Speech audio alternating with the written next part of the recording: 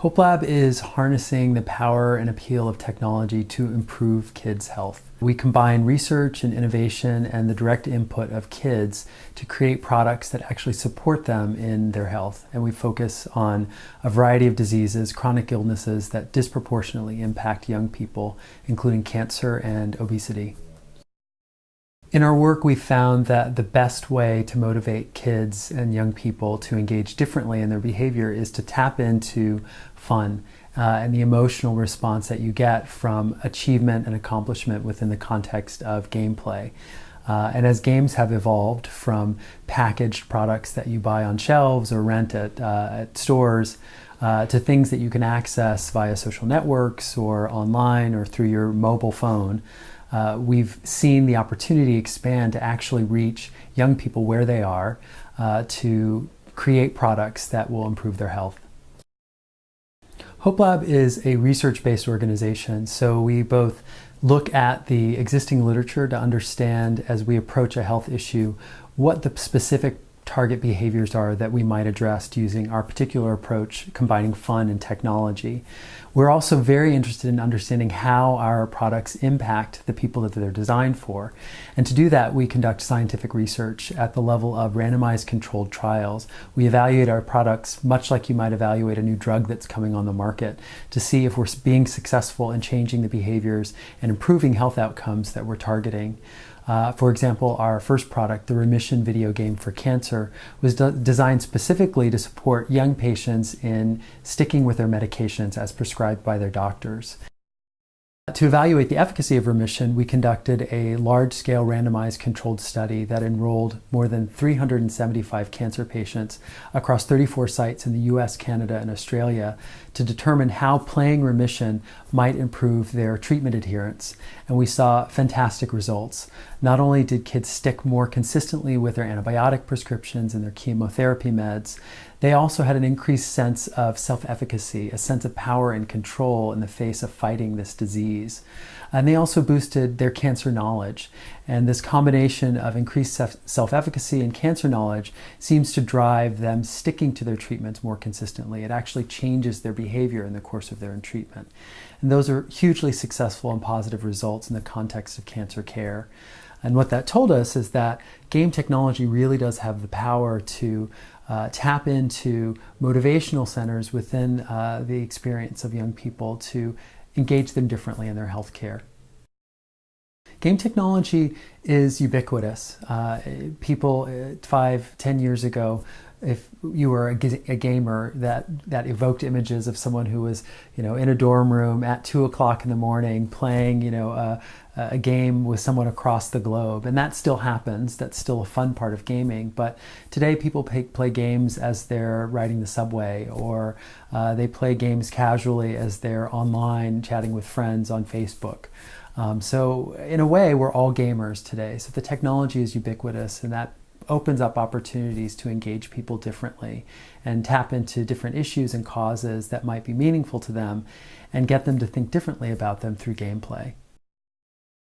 Remission is a game designed specifically to support young cancer patients in their treatment. It's a video game that looks much like any video game that you might buy or rent, and it was designed specifically to be just that. But its purpose is very different. It's specifically designed to help kids stick to their medications. We designed the game to be much like any video game you might buy or rent. It's 20 levels of gameplay. The story is set in the future. Players pilot a nanobot named Roxy as she flies through the body of fictional cancer patients. And your job as a player is to help Roxy fight a patient's cancer. And she uses a variety of weapons that directly relate to real-world cancer treatment. She has a chemoblaster, an antibiotic gun. And these weapons are much like the medications and the prescriptions that young cancer patients deal with as they go through the cancer experience. Your objective in the game is to blast away cancer cells, to manage side effects of treatment. And in order to be successful, just like in the real world experience of cancer, you have to blast every single cancer cell in order to be successful and move forward. And we find that by playing the game, young cancer patients engage differently in their treatment. They see these weapons in their fight against cancer not as things that are causing problems for them. Oftentimes the side effects can be really challenging. They begin to see them truly as weapons in their arsenal in this fight, in this real world fight against their disease. And that shift in attitude and emotion that the game delivers really delivers real world results for them in terms of their outcomes. Saatchi is an online platform powered by physical activity, and it's specifically designed for young teens. As we know, young people increasingly are sedentary in their behavior, and Saatchi is specifically designed to intervene at a point in which kids stop playing and they start engaging differently. They continue to play, but they start playing in a technology environment. They're not moving around as much as they used to. And as we know, sedentary behavior can cause long-term health problems. And our goal with Saatchi is really to create a way that gets kids to think differently about how activity can be rewarding in their lives. And to do that, we've created a platform that exchanges or transforms everyday activity into stuff that you want. So with Saatchi, young people wear an activity meter that records their daily activity, whether they're running around with friends, dancing in their room to learn the latest Beyonce video, or participating in sports activities. It's completely agnostic about the type of activity. But when you plug in your Saatchi meter, it uploads that activity data and translates that into points. Points that you can use to move forward in a leaderboard to demonstrate your ability. You can view your data and see how much you've been moving minute to minute or day by day. Or you can convert your points to ZAMs, a virtual currency that allows you to get things that you want, both virtual goods, items for your avatar, as well as real-world tangible goods, gift cards, or merchandise that might be appealing to you.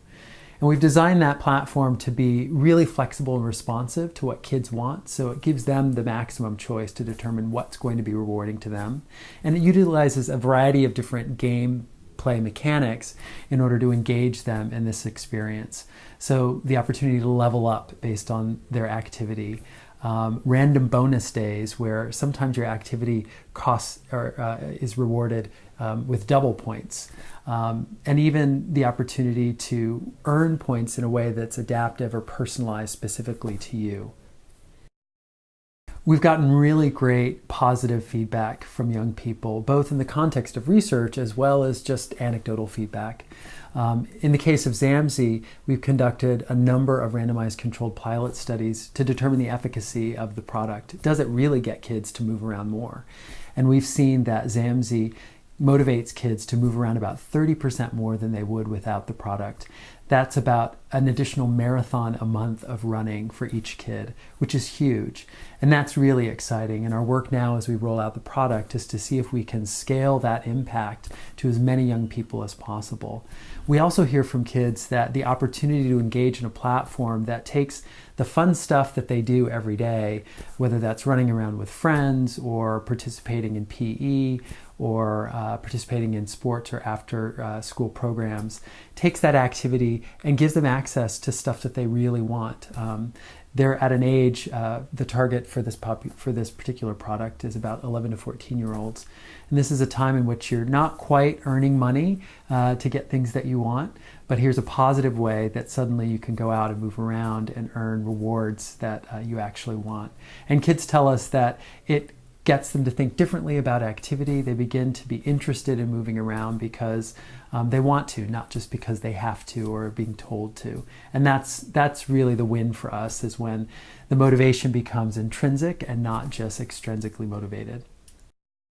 There are so many seemingly intractable social problems that we're facing today, both health issues, social issues, and there are lots of folks who've been communicating for years and years about specific problems in order to try to motivate people to behave differently, whether it's in the face of issues like poverty or domestic violence or people who aren't engaged with their health. And the reality is that as we communicate about what people should be doing or the data that should get people motivated or engaged, information and knowledge is not always sufficient to engage people. You also have to tap into some kind of emotional response. and meet people where they are. And the thing about games and technology are that they increasingly are everywhere. We're constantly engaged with technology, and gameplay and game mechanics are a way to sort of tap into an element of fun and an emotional engagement that you simply can't get by reading a brochure or looking at a DVD or watching a 3-minute video clip. Games really have an ability to take people more deeply into an experience that gets them to understand why particular actions or behaviors might be important. In the case of remission, suddenly you're put inside the body of a cancer patient and you understand through action why you have to fight and kill every single cancer cell in order to move through your treatment successfully. That's not something you can do looking at a brochure or watching a DVD. So games really provide a much deeper way of accessing or engaging people in specific behaviors. HopeLab has been working in the game space for about 10 years and have seen a lot of change based on that. Games increasingly are accepted as a way to engage and motivate people beyond entertainment. And we're trying to contribute to that shift in attitude about the potential for games and technology by generating evidence around how effective games can be, by contributing to a body of research that really speaks to how effective games can be in promoting positive health behavior in particular. And as game technology evolves, I think the sky's the limit in terms of what we might be able to do. 3 or 4 years ago, technology like Connect and the ability to sort of, have your real-world movement translated onto the screen simply wasn't accessible to the average consumer.